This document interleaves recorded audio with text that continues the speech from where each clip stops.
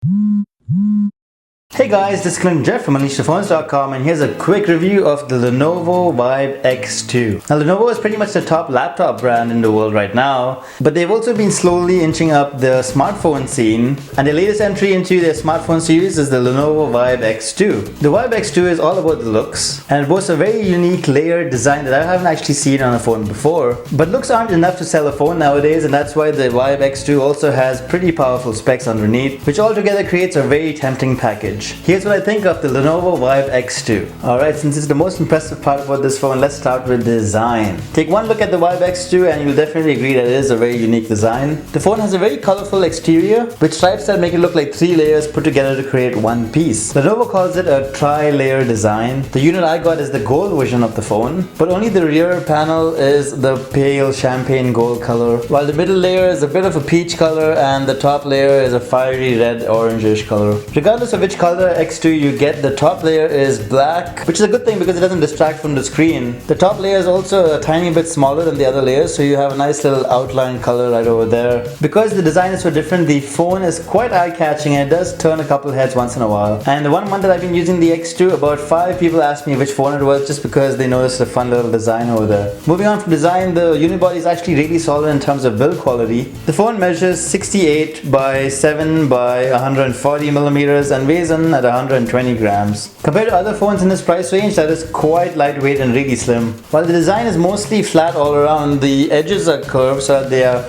more comfortable when you're holding it in your hand. At the front you'll find a 5-inch 1080p IPS LCD display, which equals about 441 ppi of pixel density. The 1080p display at this price range is pretty great to have. The display itself is very good quality and viewing angles are good and colors are vivid. Text and icons look really crisp and the side bezels are pretty slim. Color temperature and accuracy is a bit off, but the display can get really bright, so it is very easily usable outdoors in sunlight. Though in really sunny days you might have to cup the display with your hand just to make out what's going on the screen. All in all, for a phone in this price range, that display is pretty damn good. I also appreciate that Lenovo chose not to put any ugly branding at the front of this phone. Above the display you'll find a centrally located earpiece with a front-facing 5 megapixel camera. I'll talk about that later on, but below the screen you have the capacitive touch key buttons for home, back and a menu button. I'm not a big fan of the menu button, especially when other Android OEMs are moving to a recent apps button. Instead you have to long press the menu button to get to your recent apps, and you can just swipe to close them right over there. The keys work pretty well but are kindly dimly lit compared to how bright that screen is. Moving on to the rest of the phone, at the top you have the low end 3.5mm audio jack. At the left side you have no buttons, but you do have the slot for the SIM card. The Lenovo X2 in India is a dual SIM device, with one SIM card being a nano SIM and one being a micro SIM. Apart from that, at the bottom you have the micro USB charging port with a tiny little pinhole for the main microphone right over there. On the right side you have the power and screen lock button and the volume rocker key, while at the back you have the Lenovo branding and the 13 megapixel camera with a single LED flash and a tiny pinhole for the noise cancelling microphone. Towards the bottom you have the loudspeaker grill right over there, and you'll also notice 3 contact points right over here. The contact points allow the Vibe X2 to connect to other accessories, which Lenovo is also included in the same layer scheme. For example, there's a battery pack that you can add onto the X2, which doubles the battery life of this phone. There's also a very cool JBL speaker case which you can also add on to this phone.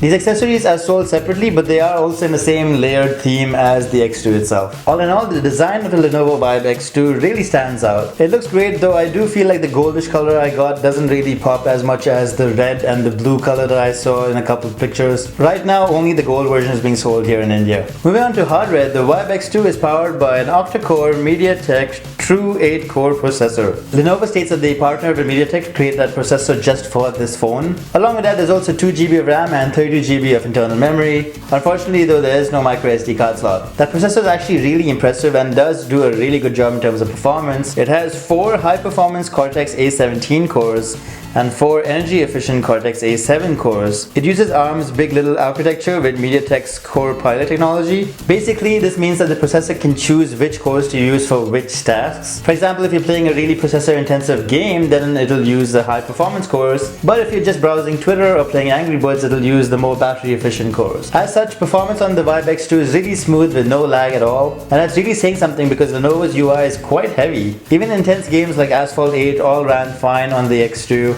and there were no frame drops at all, though the phone does tend to heat up quite a bit. If you're a fan of benchmark results, you can check out the poster at UnleashThePhones.com for more information. Out of the 32 GB of internal memory on the Vibe X2, about 26 GB is available to actually use. The lack of a micro SD card slot is a little bit annoying, but there's plenty of internal memory, so it isn't a big deal. In terms of connectivity, the Vibe X2 features Bluetooth 4.0, Wi-Fi hotspot, there's even support for 3G, and one of the SIM card slots also supports Indian LTE bands. There's also an FM radio and GPS, though there is no NFC or infrared unfortunately. Alright, coming to software, the Lenovo Vibe X2 runs Android 4.4 KitKat, which isn't Android Lollipop, but it is close to the latest version of Android. That being said, you'll either love or hate Lenovo's UI. It's very iOS inspired, where there's no app drawer for you to keep all your apps. Instead, all the apps that you have and download will be listed on this home screen, so you'll just have a whole bunch of home screens with your apps listed on it. Just as you expect, you can also include widgets and change up the themes, though for some strange reason you cannot install more themes from the Google Play Store. Personally, I'm not a big fan of Lenovo's UI because I do like having my apps in a separate app list, but this is very similar to what other Chinese OEMs like Huawei, Lenovo, and even Gionee are all doing on their UI. Thankfully, if you're not a big fan of the UI, you can always just install the Google Now launcher like I have, which I think looks much better on this phone. Apart from that, there's a whole bunch of Lenovo apps pre-installed. There's Sync It, Clone It, Share It, as well as an antivirus app that I couldn't figure out how to disable at all. There's also Route 66 for navigation, UC browser, text ebook reader, and even a couple of Gameloft games pre-installed as well. Some of y'all might actually like the extra functionality brought along by these apps, but some of y'all might feel like it's just bloatware. Regardless, if you don't like these apps, you can thankfully uninstall them from the list. Lenovo also has some very cool software features that are built into the phone itself. For example, if you screen lock your phone and it's in standby,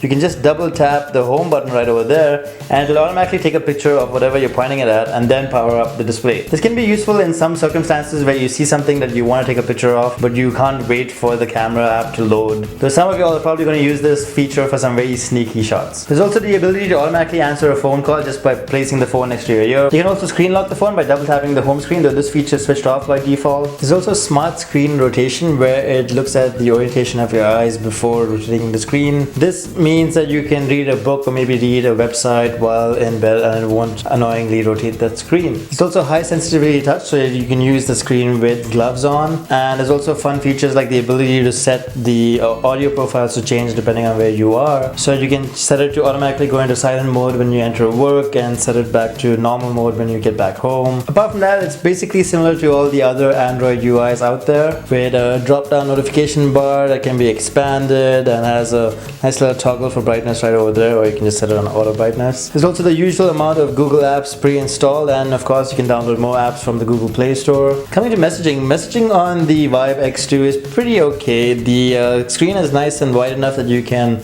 type very comfortably. There's also support to swipe between alphabets or type a word, which is pretty cool. Similarly, the high resolution screen also means that web browsing on this phone is a very nice experience, and the processor is also powerful enough that it loads up web pages very quickly. Again, that nice screen comes in handy when you're watching videos on this phone, and the gallery app is actually similar to all the other Android phones out there, where it shows all the images as a grid of thumbnails that you can open up and check out. Coming to music, there's the Google Play Music app as the default music playing app on the Vibe X2. Audio out of headphones was pretty average, though the loudspeaker at the back can get very loud, but it is kind of distorted. Alright, coming to camera, the Vibe X2 has a 30 megapixel rear camera and a 5 megapixel front facing camera. The camera app starts up very quickly and is very easy to use, and the interface is more or less easy enough to understand. There's a whole bunch of settings and filters to tweak with. There's even an HDR and panorama mode all built right in. In terms of camera quality, images taken with the Vibe X2 were pretty okay. The camera isn't very great, but isn't very terrible either. Pictures taken in daytime scenarios kind of lacked detail, but there was decent enough color reproduction and saturation as well. Similarly, pictures taken in low light scenarios also lacked detail and were generally really grainy with lots of noise. Similarly, the 5 megapixel front facing camera also does an okay job at selfies, but isn't too great or too bad either. Lenovo also has a beauty mode built into the camera, so that when you take selfies you can smoothen out your skin if you want to. Basically, the camera app will try to make your face look as appealing as possible. There's also the ability to take a picture by just flashing the V symbol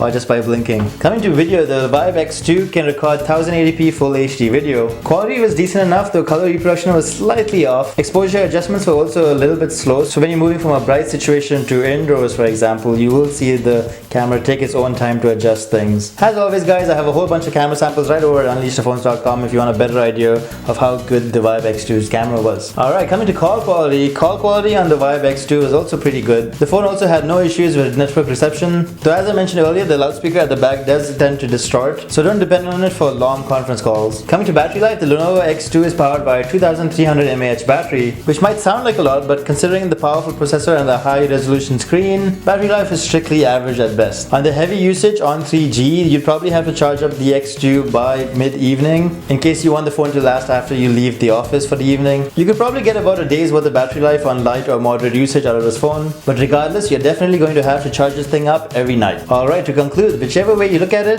the Lenovo Vibe X2 is a great phone for this price. Sure, the camera might not be too great and battery life is average at best, but the design is unique, the processor is really powerful, and the screen is high resolution, which is all pretty uncommon in this price range. Now, you might either love or hate Lenovo's UI, but you can always just install the Google Now launcher or some other launcher on it. And hey, if you want better battery life, you can always just buy the little battery pack attachment, which will double the battery life and doesn't look too bad either. The only real alternatives right now is the Xiaomi Mi 3, which isn't available right now in India. There's also the Huawei Honor 6 and the OnePlus One, which is again invite only and a little hard to get to. But Lenovo has better customer service than both of these brands, which is something important that's worth thinking about. In fact, in my opinion, the only decent device that's close to the Lenovo Vibe X2 is the 2013 Moto X. And in case you're not a big fan of Android, you can always try the Lumia 730 Windows Phone. At the end of the day, the Lenovo Vibe X2 is great value for money, at least for the price that it's selling here in India, and I definitely think it's worth checking out. As always guys, that's what I think of the Lenovo Vibe X2, but if you have any questions about it, you can let me know right in the comment section below, or check out the written review over at UnleashThePhones.com. And as always, if you like this video, maybe hit the like button, maybe subscribe, because that would be appreciated. And that's about it. Thanks for watching guys.